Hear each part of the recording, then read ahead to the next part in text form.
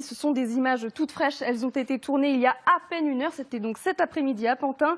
Et Emmanuel Macron était regardé en visite en Seine-Saint-Denis, l'un des départements les plus touchés par l'épidémie. Il sort d'une maison de santé où il était en train, je le disais, de faire une visite. Et voici les images. Immédiatement, le président est sifflé par un groupe d'une dizaine de personnes qui l'interpellent. Écoutez.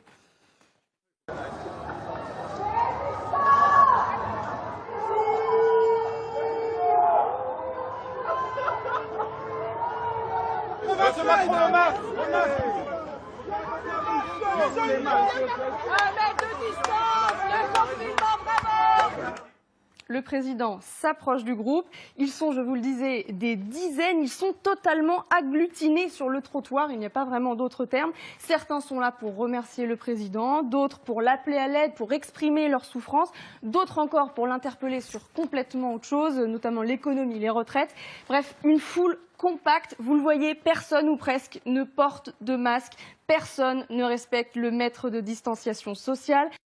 Écoutez, il y a quand même un contraste entre ce qu'on nous demande de faire, c'est-à-dire arrêter de faire des joggings, arrêter de s'asseoir sur les bancs publics, si j'ai bien compris, et puis l'exemple qui est donné par nos hommes politiques ou par nos citoyens qui ne respectent pas la distance de sécurité, qui ne respectent pas la distanciation sociale. Je pense que l'exemple doit venir d'en haut, et si l'exemple ne vient pas d'en haut, il peut y avoir un problème de compréhension.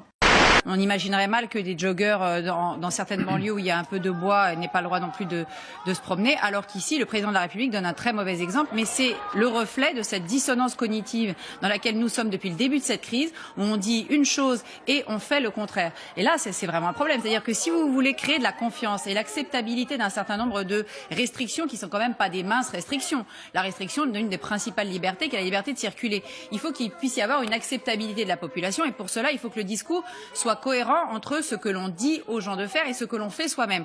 Or, le président de la République nous dit on peut aller faire ce qu'on veut, aller au théâtre et puis 2 jours après il faut se confiner. Il faut se confiner mais on peut aller voter. Et là, il faut durcir le confinement et ne pas se relâcher, mais en même temps on va se promener et on fait un bain de foule parce que ce que fait là le président de la République en déambulant sur le trottoir, ce n'est pas normal.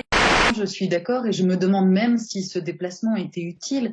Après tout, tous les Français qui le peuvent doivent être en télétravail. Est-ce qu'on ne pouvait pas imaginer une téléconférence entre Emmanuel Macron et les personnes à qui il a rendu visite ? Voilà, Emmanuel Macron au contact sur le terrain malgré le confinement. Mais à l'Élysée, on estime que c'est le rôle du président de la République de se déplacer, d'aller à la rencontre de ceux qui sont au front.